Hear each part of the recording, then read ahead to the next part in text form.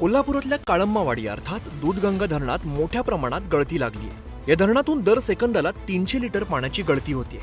दर दिवसाला 2.50 कोटी लिटर पाणी वाहून जात आहे, तर वर्षभरामध्ये 1.5 TMC पाण्याची नासाडी होते। धक्कादायक बाब म्हणजे या वाया जाणाऱ्या पाण्यात कोल्हापूरकरांची वर्षभराची तहान भागू शकेल।